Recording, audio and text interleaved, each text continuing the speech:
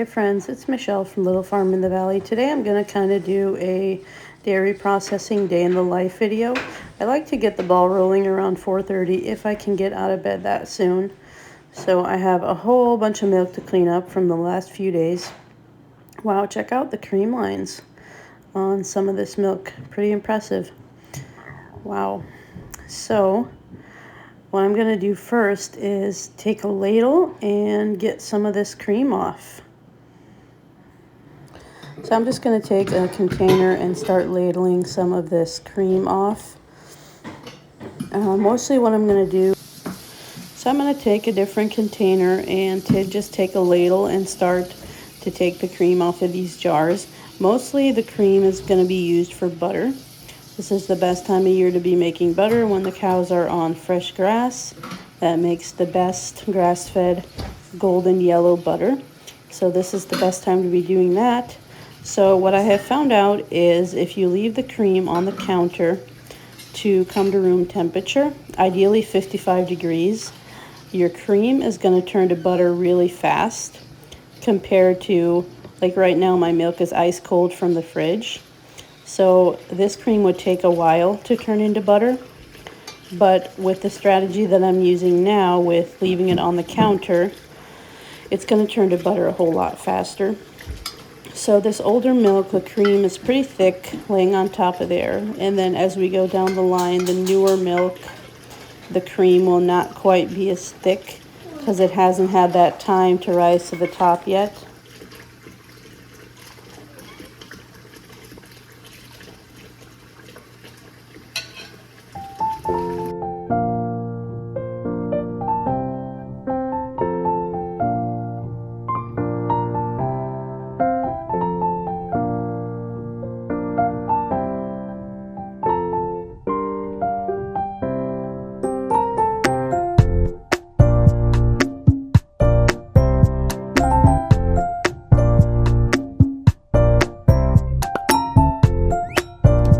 So after taking off the cream, I'm going to take the skim milk and dump it into my cheese pot. And then I have all of the jars to wash.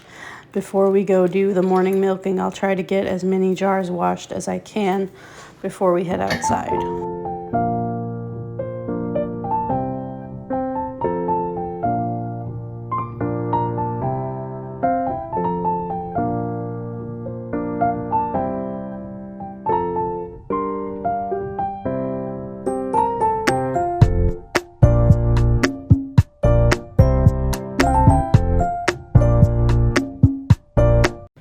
So when you have as many dairy processing days as I do, you really don't pay much attention anymore to measurements. So I'm going to take roughly half of my milk and put it in a separate pot. So what I have on my agenda today is yogurt and cottage cheese.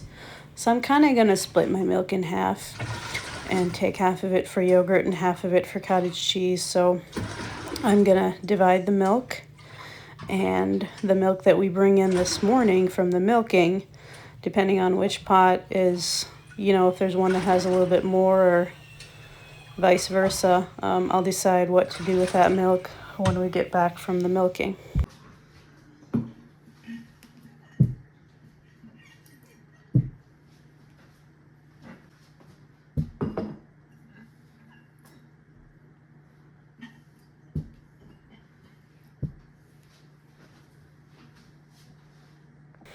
So now that I have all my jars washed, I brought up a bunch of quarts for yogurt. These are clean when I put them down into the pantry in the basement, but I like to rinse them out with really hot water. When I bring any jars up from the basement, they usually get the hot water treatment. And these are going to be my jars for the yogurt that I'm rinsing out right now.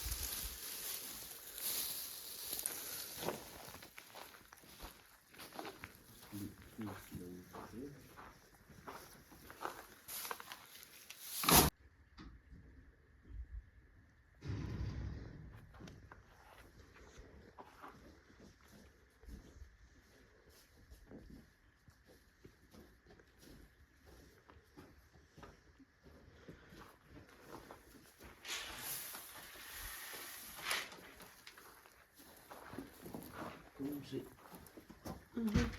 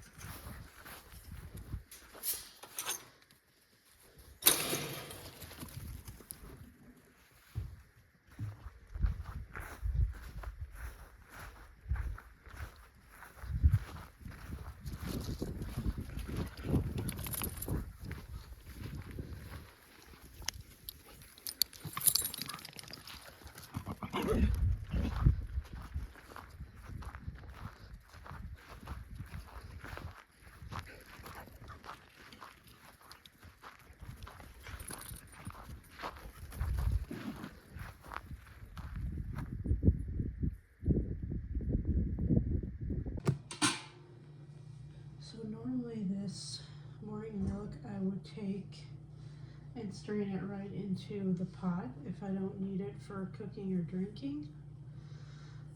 I would process it along with the rest of the milk.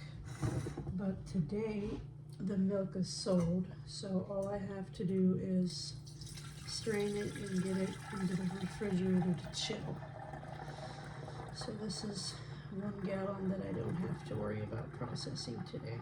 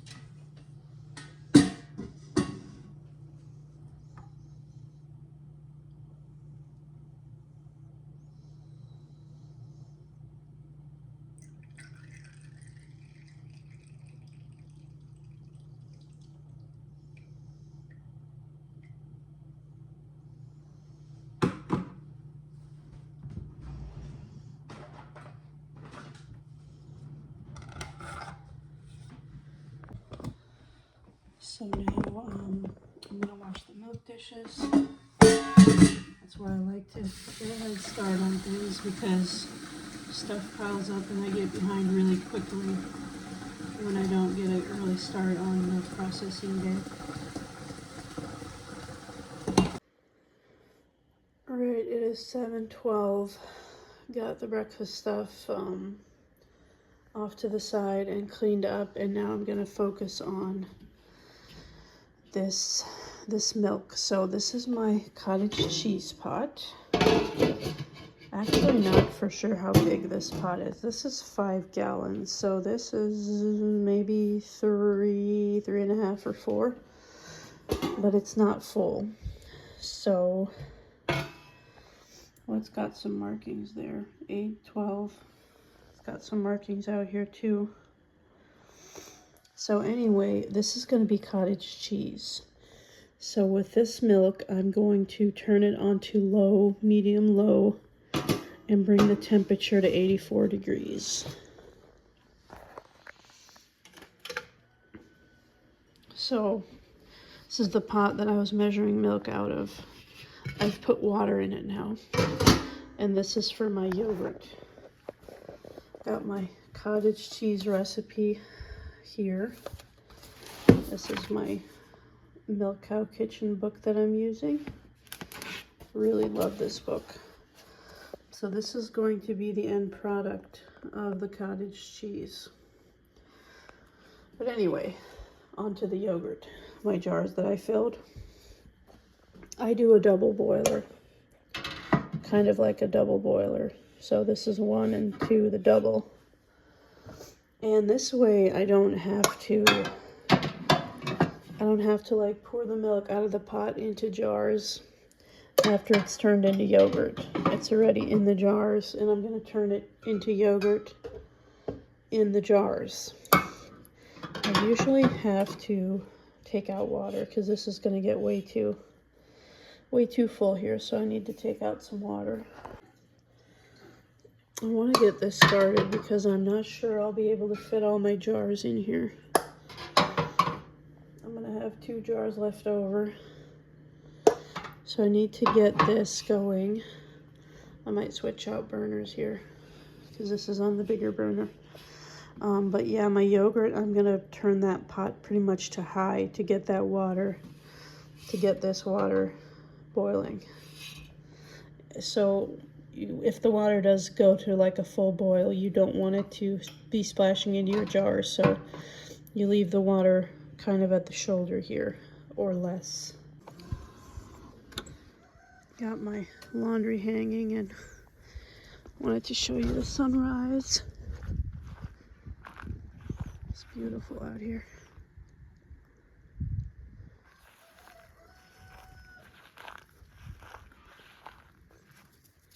Beautiful October morning.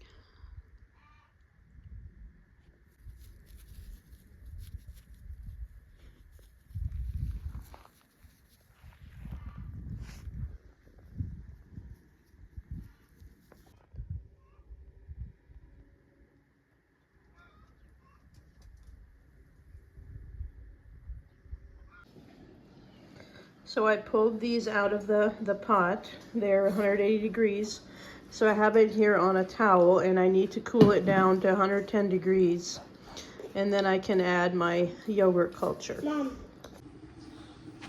So my temperature for the cottage cheese pot is 90. I was going for 86, but 90 is still within a good range. So I'm gonna add a starter culture here. A mesophilic culture, and this is going to acidify the milk. I'm going to add a 1/4 teaspoon. You could add something natural like cultured buttermilk or whey from yogurt, but since I'm making yogurt today, I don't have yogurt whey. But a lot of times I will hang my yogurt, and the whey that drains out I will put aside for cheese making. But whenever I don't have any yogurt, I do use starter cultures. This is a mesophilic culture that I keep in the freezer. So you can see how it's laying on top of here. I'm just gonna let it rehydrate for 5 minutes. This is cream. So I'm gonna let this rehydrate. Sorry about the background noise. This is just my life now. But in 5 minutes, I'm going to stir this culture into the milk.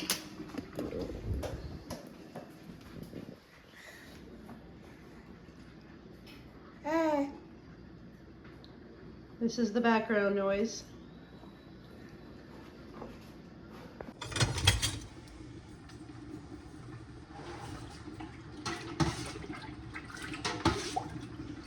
So after I stir this in, I'm going to cover the pot and let it sit for 45 minutes.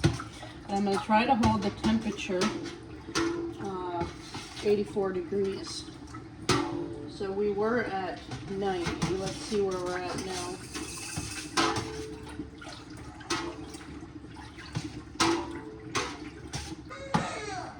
We're at 89, so I'm just going to keep the heat off, and eventually it'll go down to 84. So we're just going to let it sit for 45 minutes. It's definitely not going to fall below 84 during that time. So that's the next step with the cottage cheese. Let it sit for 45 minutes. So my cream that I left here on my countertop this morning, I want to make butter with some of it. And in order to make butter, I let the cream come to room temperature. So I let it stand here sometimes even the whole morning. And the warmer it is, if it gets to room temperature, the quicker it'll turn into butter. So I'm not gonna take all the cream for butter. I am doing a recipe for supper today that calls for a cup of cream. So I'm gonna fill a cup and put it aside for that. And we have a birthday later on this week. So I'm gonna put 2 cups aside for making ice cream, and that's just at the 2-cup mark. So I'm gonna have 8 cups here in the big one left over that I'm gonna use for making butter. So that's the plan with the cream. So my cottage cheese pot, the 45 minutes is up.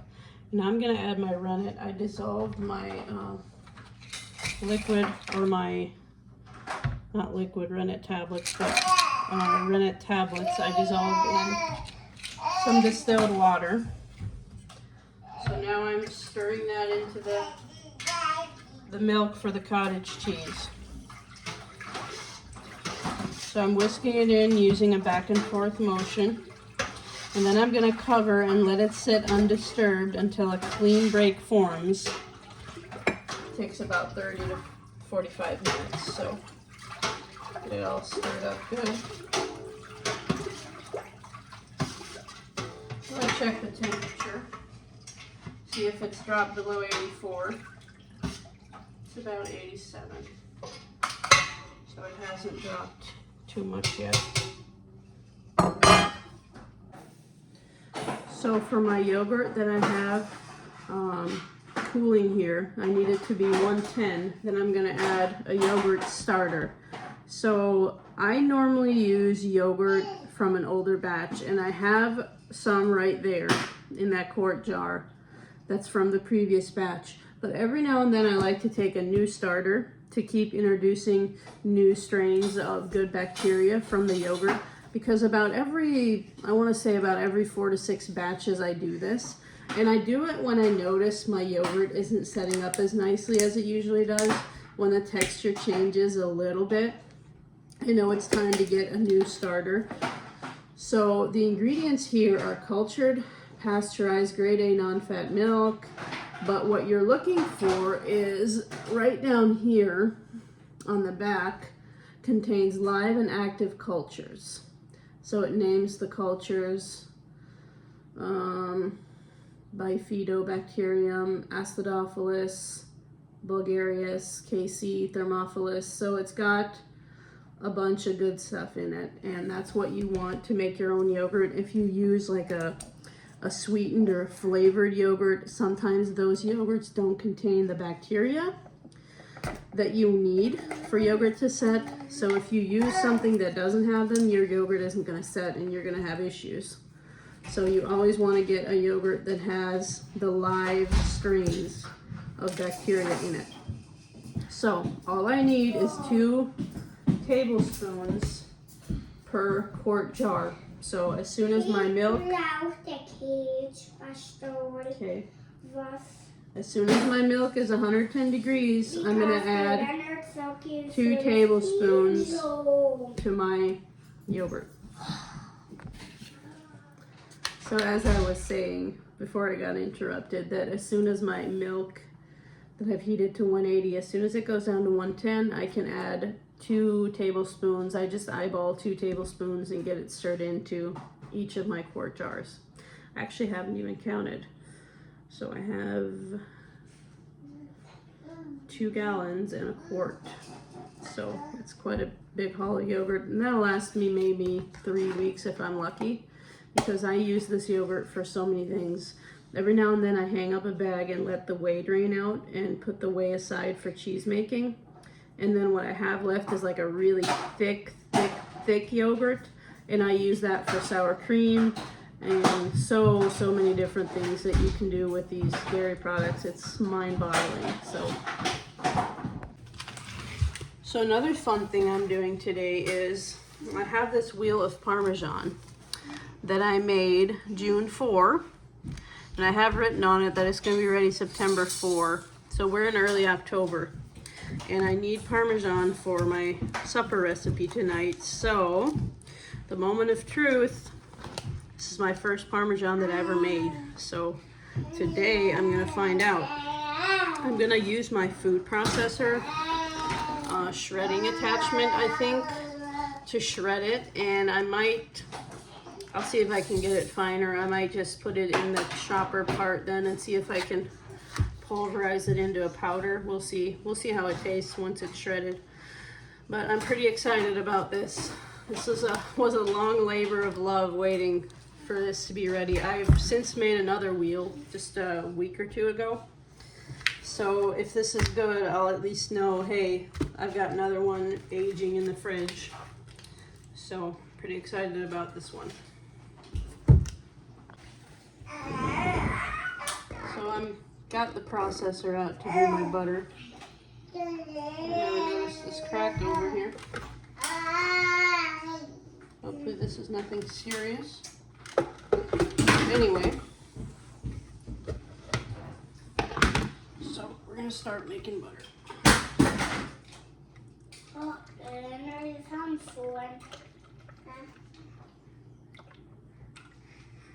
I fill it about 1/3. Definitely not to the max line. I fill it about 1/3.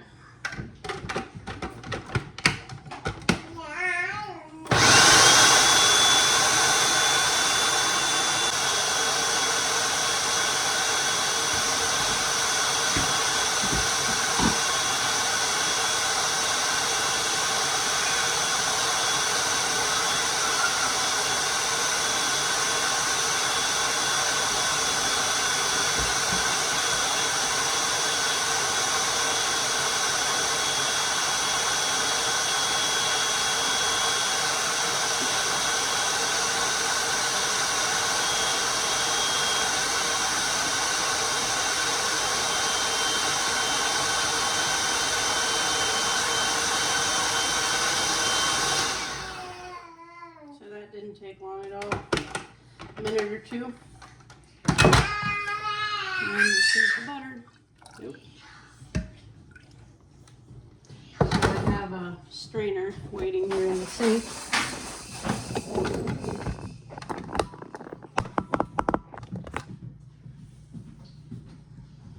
I have something underneath to catch the buttermilk. Now I'm just going to keep going and do the rest of the cream.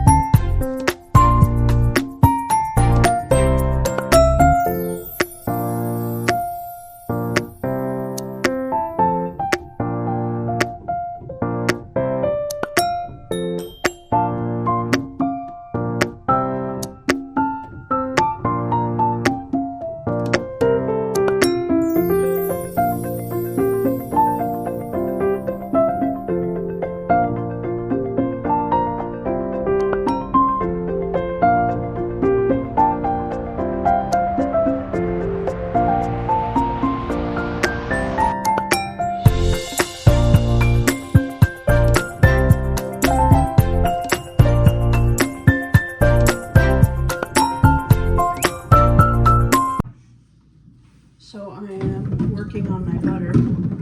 I took the container with the buttermilk out from under it, and now I'm rinsing it with cold water, the butter, to get the buttermilk out. At least all the buttermilk that I can squeeze out is the goal. Because the more buttermilk that stays in there, the more of a chance that your butter will sour. So you want to squeeze out and work out as much as you can.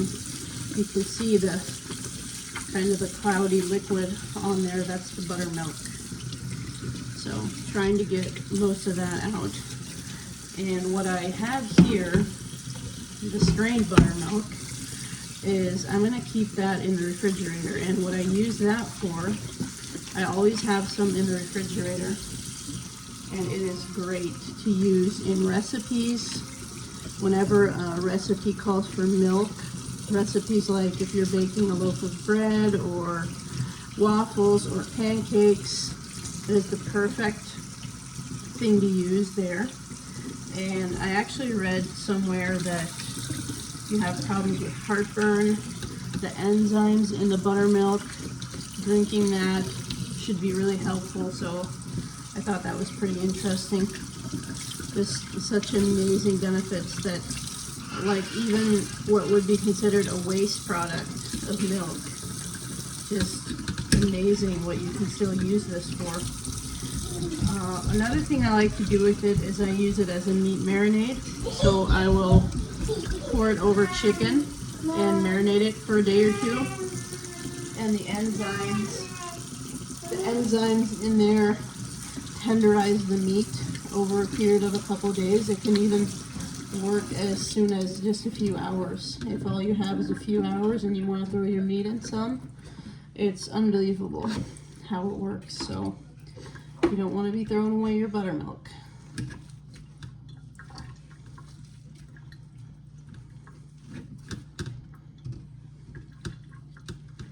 I always hope to be done with the milk processing by noon. Even though I get up at 4 to do it, there's just so many steps to everything, and I'm usually really lucky when I'm done by noon. Because I have to stop and take a lot of breaks along the way because of the little people.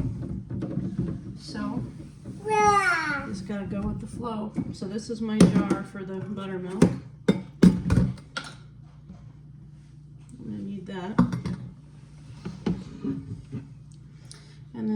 these dishes to wash along the way.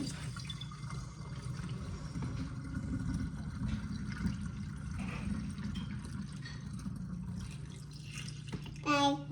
Yep. Bye.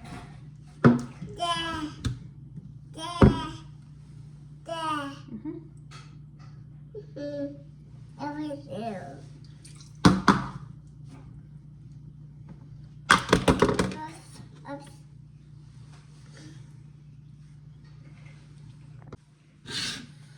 So I'm gonna work some salt into my butter. I know there's still a little bit of buttermilk in there, but I purposefully don't keep it on the counter. I keep it in the refrigerator. Well, I keep it in the freezer, and then I take them out of the refrigerator in half pound or a half cup. My mold has half cup compartments, I guess. So I can take it out about a half cup at a time, and I keep it in the refrigerator. Sometimes I keep it on the counter for a day, just when I know I have a project that needs butter. But usually I store it in the fridge. So this is all still buttermilk, the cloudy liquid. I usually just don't take a ton of time to mess around with it.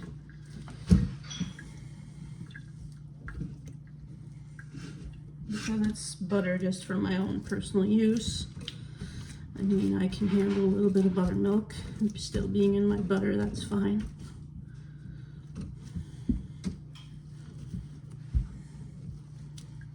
It looks okay, but I can still see when I really press, I can still see the little drops of it. But we have to keep moving, so I'm gonna press it into my molds and freeze it for a little bit. It usually only takes a few hours, if that, to solidify enough to where I can just take it and throw it into a Ziploc bag.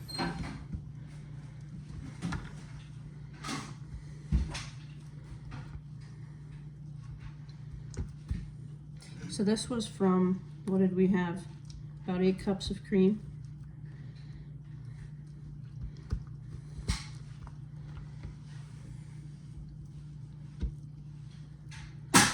Every particular cow yields different amounts of butter and butter fat. A Jersey is one of the ones that will yield higher amount of cream. So I usually do pretty good with getting butter.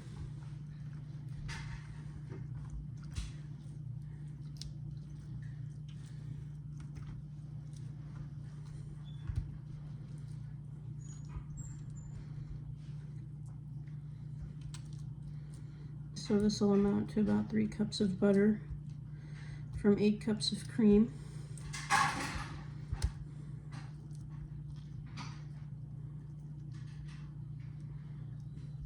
And this is twice a week that I'm getting this amount of butter. And we took away 3 cups of cream to use in recipes. So otherwise I would have for sure another cup. 4 cups of butter twice a week is what I'm averaging about now, milking 2 gallons of milk a day. So I have about 2 minutes left on my timer here for this cottage cheese. Let's see if it's set. It should be. Yep, that's a curd. That's a pretty clean break, but I need to tackle some dishes. I'll tackle all this food processor dishes before I start doing anything with the cottage cheese. I've got to clean some stuff up.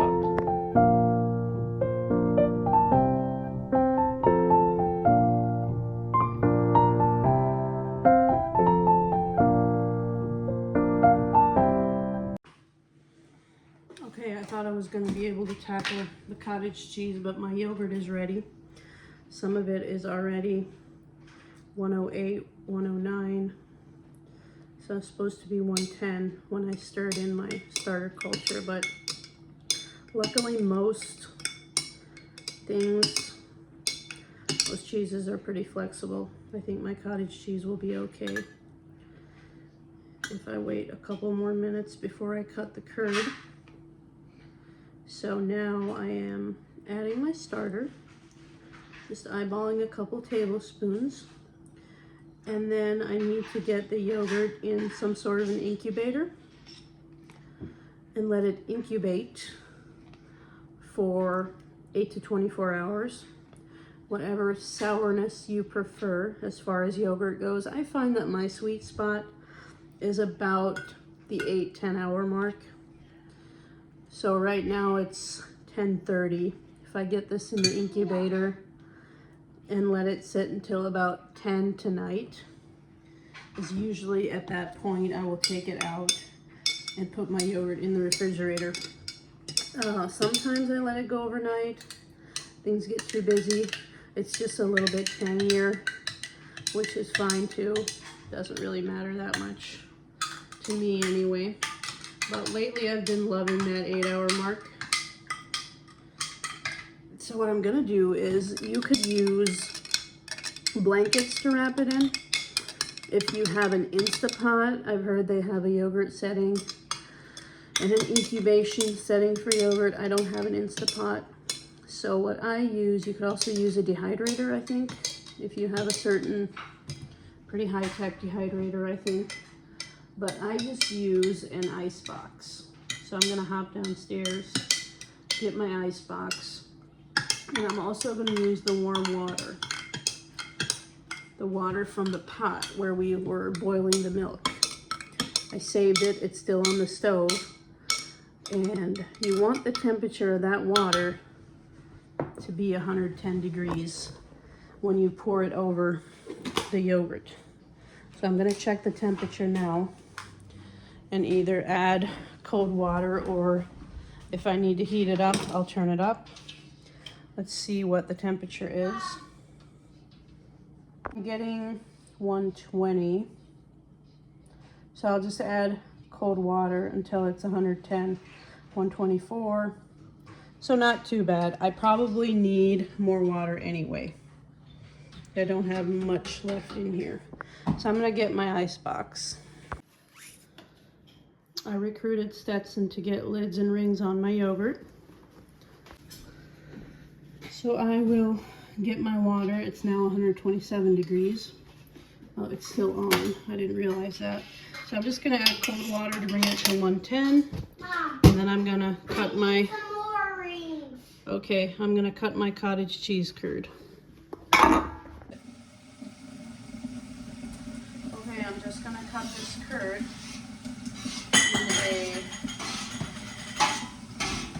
in a grid. Got my cheese knife or my cutting knife.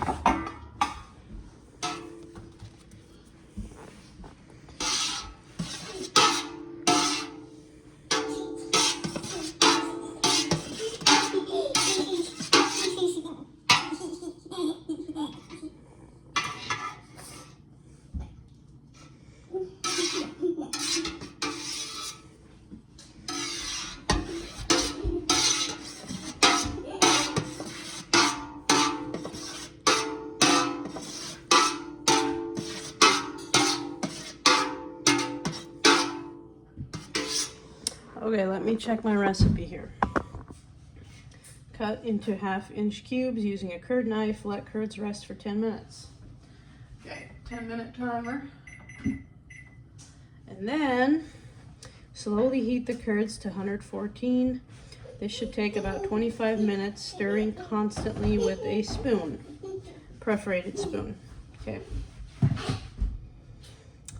So I wait 10 minutes.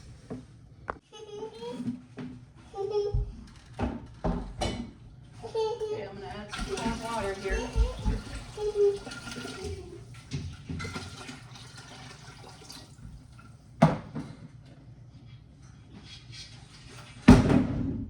I dropped one.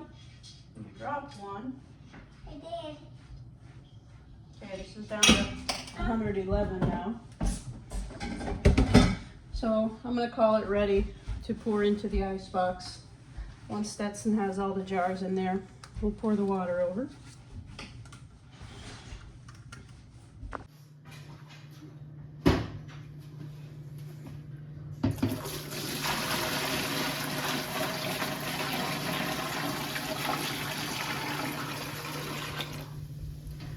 your water coming up at least halfway, if not all the way to the shoulder, but this should do fine.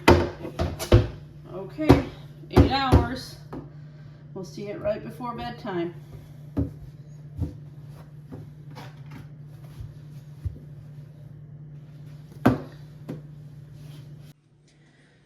Okay, our cottage cheese pot is ready to stir. And I know it said to stir constantly, but that's just not realistic in our kitchen. There's always something else going on. So I'm gonna stir about every 1 to 2 minutes. And I'm gonna hop back and forth between this and that wheel of Parmesan that I showed you. I wanna get that shredded.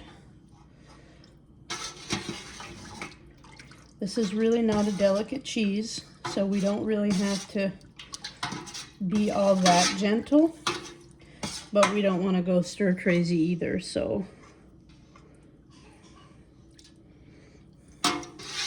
just nice and easy does it. I'm going to turn the burner on low because we want it to get to 114. So I'm going to see about that Parmesan.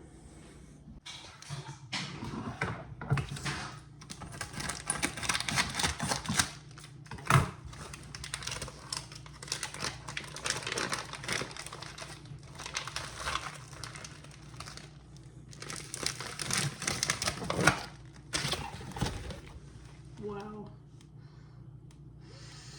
This is a beautiful cheese. Smells like cheese. So the Parmesan is a strong flavored cheese, right? So that's kind of what I'm expecting here. Flavor-wise, it'll be dry and strong. But this is my first wheel that I ever made, so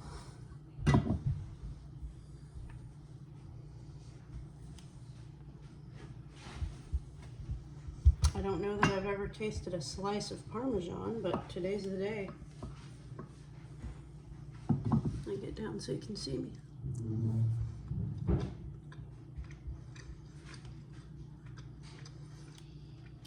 It's squeaky. Squeaky like a cheddar. It's not bad tasting at all. It's actually mild. So maybe it could have aged a little longer. It's not super sharp, but I think it'll still pass for Parmesan once it's shredded. And oh yeah, really good. It's really good to even eat it just like this. So in order to fit it through my shredder, I'm gonna chunk it. Wow, I'm impressed.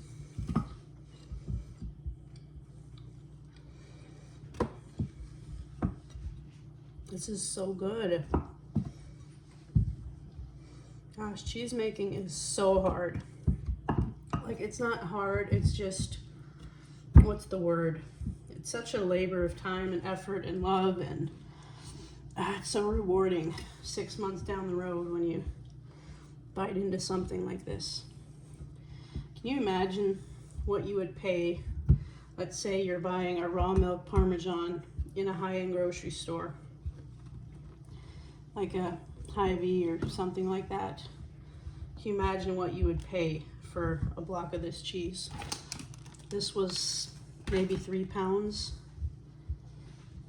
That would be probably close to $40, $45. And we made this here in our kitchen.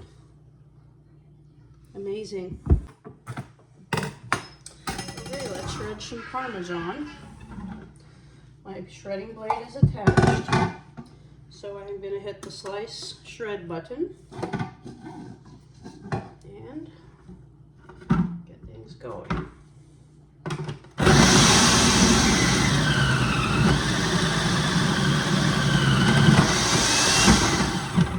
I'm not always a fan of this shredder because of how it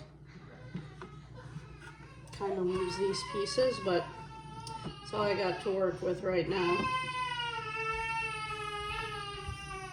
if I pack it pretty tight, that doesn't happen. So we'll see how this goes.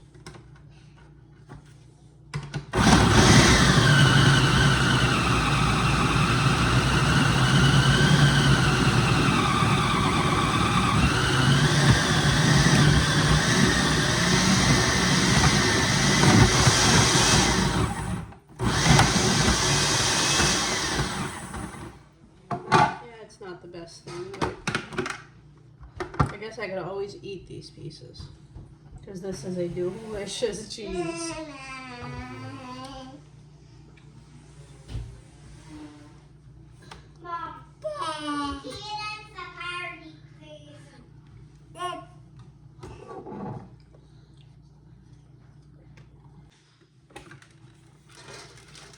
So I am stirring my cottage cheese every time I turn off my food processor. You guys, I can't get over this. This is so amazing.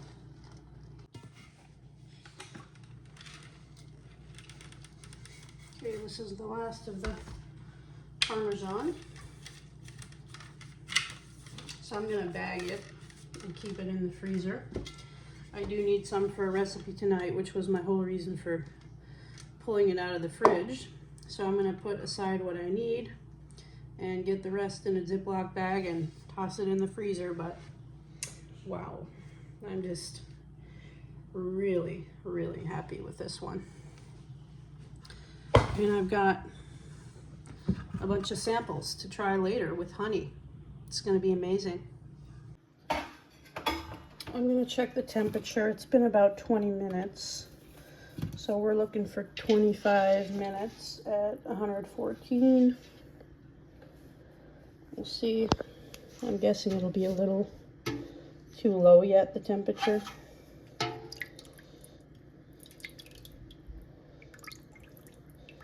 Yeah, still way too low. 84. I'm gonna turn my burner to medium and keep stirring. So when I made this Parmesan in June, I was out of Parmesan. So I bought this from Costco. This is how much Parmesan we use. It's been 4 months, but still, that's using a lot of Parmesan. But let me tell you, this, not even on the same planet as this. This is the superior Parmesan. Throw this out. There's a new kid in town. I'm gonna keep this in the freezer and take it out as needed. So I turned my pot up. It's 90 degrees now. What happens when you heat a cheese really fast or slow, doesn't matter. The longer you stir, the smaller your curd will be. So right now, I've got bigger ones and smaller ones. So the goal is to get the bigger ones a little bit down to size. So to put it in perspective, this is what's going to be on your spoon if you made your cottage cheese now. That's a little bit big. Even though I prefer a larger cured cottage cheese, that's still a little bit big. I'm going to keep stirring. Remember when we got started at 4:30? I said my goal is usually to finish my cheese making stuff by noon. It's 11:22, so we might make that goal, but a lot of times we don't. It's just how it goes.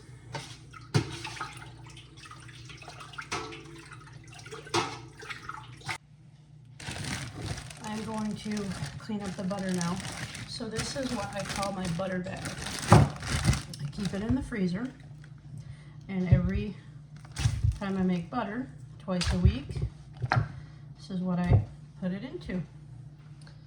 There's my half-pound brick of butter, or half cup. I keep saying half pound, but I think this would be a half pound. My bag's getting full, which is a really good problem to have. So anyway, I keep one out in the refrigerator in my butter container, and the rest into the freezer.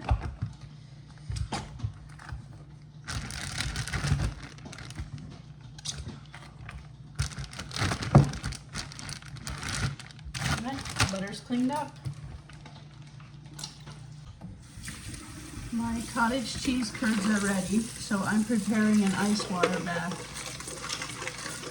So what we're going to do is dump the curd into this strainer with the cheesecloth and drain a little bit of the whey, and then it's going to go into this ice bath.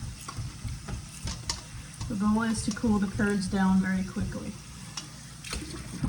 Put something down there to catch the whey. The whey can always be saved for the chickens or the dogs or the cats. Normally our pigs would have eaten it, but the pigs are in the freezer, so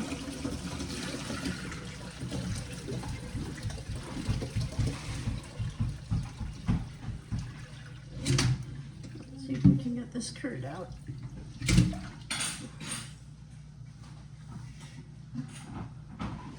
So this is the size that most of these curds are now. Cottage cheese. I'll come. Okay. I'll come. Because we like cottage cheese. So I'm going to tie this up so I don't lose any curds. And then it's going in my ice water bath.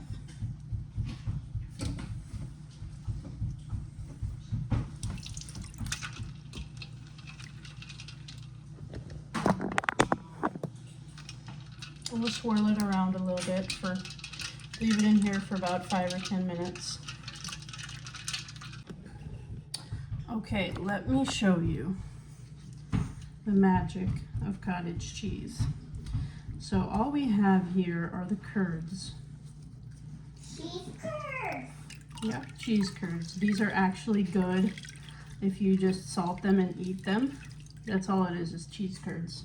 And they are really good that way. But the goal today is cottage cheese. So I have a container I'm going to dump these into. They're still a tad warm, but I wanted to finish before noon, so it's 11:50. So this is your cottage cheese curd. And break them apart somewhat. You could put them on a drain and let some of that whey run out, but I just wanted to show you my finished product here. So I'm going to get a bowl.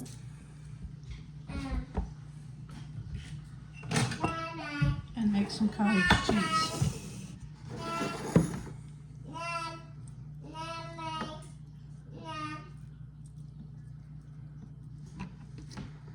So I'm going to break some curds in here. This will be way better when the curd is cooled. Right now it's still warm.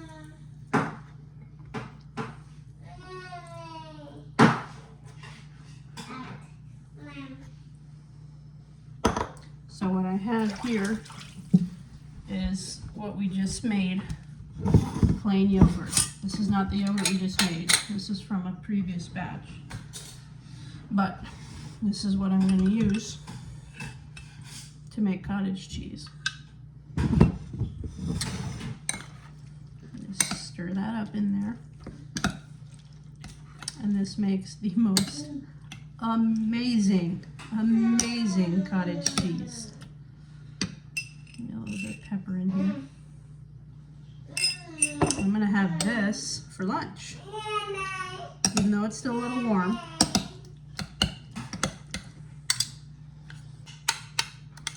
So this is the most amazing fresh cottage cheese that you're ever gonna have. It is incredible. And what I love about it is the bigger pieces. And what's really great about it is this still squeaks. So as you're eating it, it's still a squeaky, fresh cheese. Oh my, it is so good. So what I like to do is, I'm gonna take this. Sometimes I use the store-bought cottage cheese containers just so I know for sure, hey, this is cottage cheese. I'm going to drain some of the whey. And I'm going to take this yogurt and just mix up a big batch of cottage cheese. And I'm going to put it in that store-bought cottage cheese container. And I'm going to put some in the refrigerator, just enough to eat for the next few days. And I'm going to take some kind of a, this will probably work pretty good, and mix that batch up and turn it into a cottage cheese ready to eat. And if I have a little bit too much to put in the refrigerator, I'm going to put it in the freezer. So whenever I need cottage cheese, I'll pull it out. I didn't have any in the freezer at the moment, so I decided to do a cottage cheese day. So this will take me a while to work it in, but anyway, this is my cottage cheese. So I wanted to show you the yogurt and see what it tastes like. It looks beautiful. It's nice and thick. It's got a little bit of a cream top, which is the yellow. So that is beautiful, thick yogurt. This yogurt doesn't need to be hung up. It doesn't need to be drained. It is super thick, super creamy, perfect yogurt. I will hang it though to get the cheese making whey eventually if I need it, but it is absolutely amazing. Turns out so good.